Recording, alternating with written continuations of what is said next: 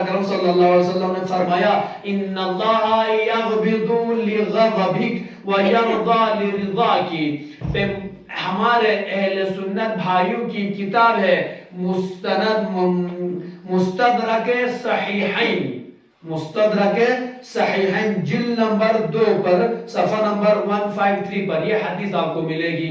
پیغمبر اکرم صلی اللہ علیہ وسلم نے فرمایا ان اللہ یغبض لغضبک وَيَرْضَى لِرِضَاكَ۔ فاطمہ زہرا سلام اللہ علیہ سے خطاب کرتے کہتے ہیں یقیناً خداوند عالمین تمہاری ناراضی سے ناراض ہوتا ہے اور تمہاری خوشی میں خوش ہوتا ہے۔ پیغمبر اکرم صلی اللہ علیہ وسلم نے فرمایا کہ فاطمہ تمہاری خوشی میں خدا خوش ہوتا ہے، تمہاری ناراضی میں خدا ناراض ہو جاتا ہے۔ اور فاطمہ زہرا سلام اللہ علیہ کو اگر کوئی خوش کراتا ہے مطلب اس نے خدا کو خوش کیا ہے۔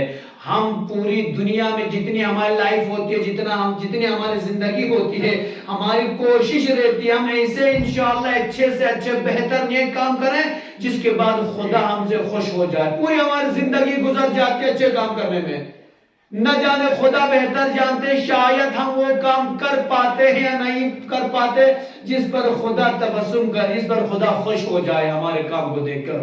لیکن یہاں پر پیغمبر نے آسان فارمولہ بتاتے ہو، فرمایا تم خدا کو بھی راضی کرنا چاہتے ہو تو اس کے لیے بہتر یہ ہے کہ تم پہلے فاطمہ کو راضی کرو۔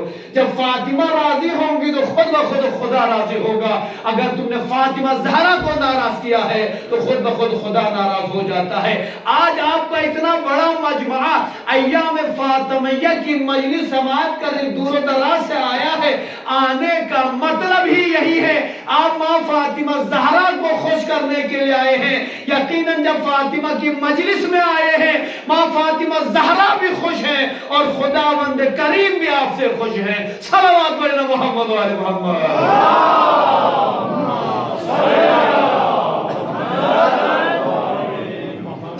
تو ہمارے اہل سنت بھائی کتاب میں لکھا ہے کہ پیغمبر نے فرمایا فاطمہ تمہاری خوشی میں خدا خوش ہوتا ہے، تمہاری ناراضگی میں خدا ناراض۔ بارہ دیگر صلوات پڑھیں محمد و آل محمد۔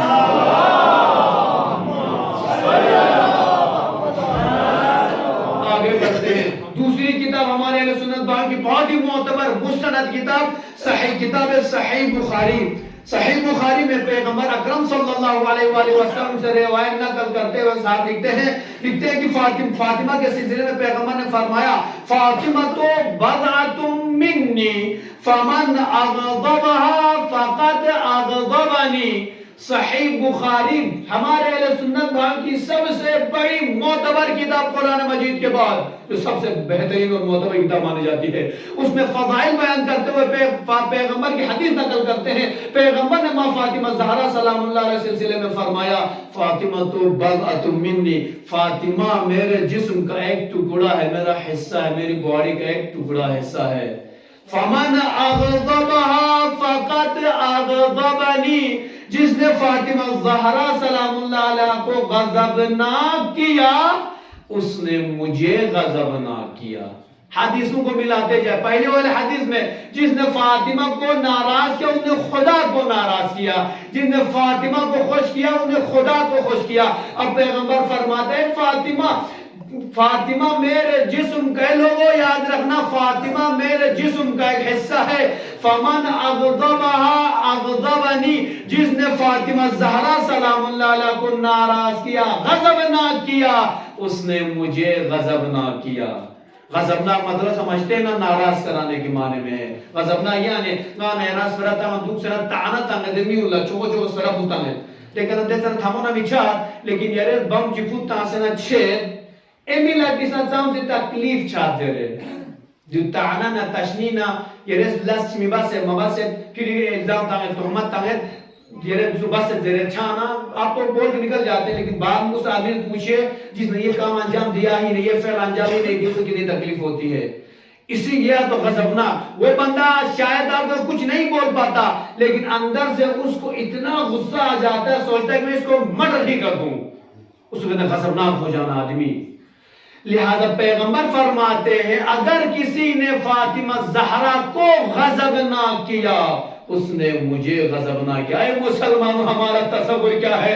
جس نے پیغمبر کے خلاف کسی نے زبان دراز کی وہ مسلمان نہیں ہوتا ہے۔ ہم اس کو مسلمان ہی تصور نہیں کرتے جو پیغمبر اسلام کو غضب نہ کرے، پیغمبر کو ناراض کرے۔ بس اب پیغمبر کو جو ناراض کرے ہم اس کو مسلمان تصور نہیں کرتے۔ اب آپ کیسے تصور کر سکتے ہیں جس پیغمبر کی خوشی کا واسطہ فاطمہ زہرا سے ہے، جس پیغمبر کی غضبناکی کا رشتہ واسطہ فاطمہ زہرا سے ہے۔ اے مسلمانوں یاد رکھنا، اگر تمہیں پیغمبر کو راضی کرنا ہے پہلے فاطمہ کو راضی کرنا ہوگا۔ اگر تم نے فاطمہ کو ناراض کیا تو پیغمبر اسلام کو ناراض کیا، اور جس نے پیغمبر اسلام کو ناراض کیا اس نے خدا کو ناراض کیا، اور جو خدا کو ناراض کرتا ہم اسے مسلمان ہی تصور نہیں کرتے۔ صلوات پڑھے محمد و آل محمد۔